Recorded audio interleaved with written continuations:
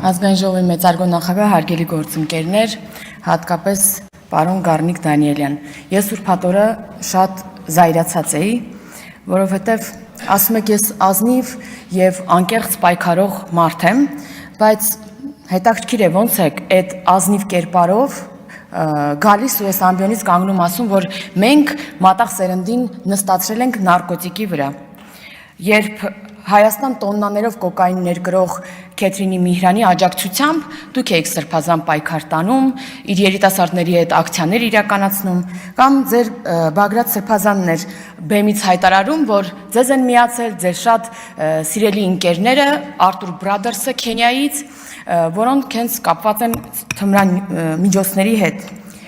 Տենց բան ասելուց հետո իհարկե դահլիճից մեր արձագանքներից հետո ասում եք պատասխանատու դուք եք իշխանությունը, երկրում ինչ կատարվում է, պատասխանատվությունը դուք եք կրում։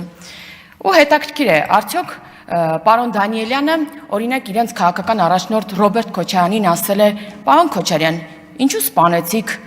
Վազգեն Սարգսյանին կամ ինչու սպանեցիք Կարեն Դեմիրճյանին հոկտեմբերի 27-ին»։ Կամ արդյոք ասել է պարոն Քոչարյան, ինչու մարտի 1-ին 10 քաղաքացու գնդակահարեցիք Երևանի կենտրոնում։ Հարգելի քաղաքացիներ, իհարկե մեզ անհանգստացնում է թմրան միջոցների շրջանառությունը եւ մենք դրա համար քայլեր ենք ձեռնարկում։ Միջգերատեսչական հանձնաժողով ենք ստեղծել, դատավարական օրենսդրություն ենք փոխել, նոր գործիքակազմ ենք ձեռք բերում նորագույն տեխնոլոգիաների կիրառմամբ շրջանառության դեմ պայքարելու համար։ Կամ գալիս եք գլուխ եք գովում, թե դուք ռևանշիստ եք, մենք էլ ձեր դեմ պայքարողն ենք։ Իսկ ով է ռևանշիզմը, Ռևանշիստը փոխվրեժի ձգտող, որևէ բանի համար փոխադարձ պատիժ վնաս պատճառելու ձգտող մարդն է։ Եվ հարգելի գործընկերներ, պետք չէ ռևանշիզմով գլուխ կովել, որովհետև ռևանշիզմը երկրորդ համաշխարհային պատերազմի այսպես գլխավոր մոտիվն էր, երբ ֆաշիստական Գերմանիան առաջին համաշխարհային պատերազմին իր կորցրածը ետ բերելու ռևանշիզմով հրահրեց երկրորդ համաշխարհային պատերազմը։ Այսինքն ռևանշիզմը խթանում է նոր հակամարտություններին եւ առաջին խոչընդոտն է խաղաղության հաստատմանը։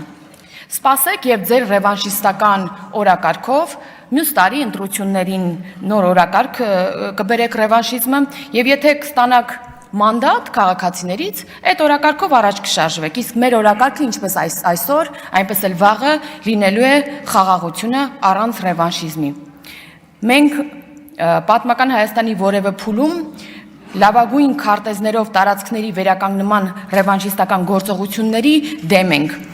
Պետք է քայլեր ձեռնարկենք պաշտպանելու համար մեր իրական Հայաստանի 29743 քառակուսի կիլոմետր սուվերեն տարածքը ցանկացած սպառնալիքից։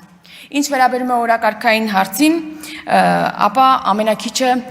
ինձ համար զավեշտալի է, երբ ՀՌՀ-ի անաչառությունից, օբյեկտիվությունից եւ ազատությունից խոսում է մի խմբակցություն, ում պատկանող հեռուստատեսությունը մինչ այսօր այդպես էլ եթեր չհեռարձակեց Սրբազան Աճապահյանի հարցազրույցը, ինչը թե վերջինս հանդգնել էր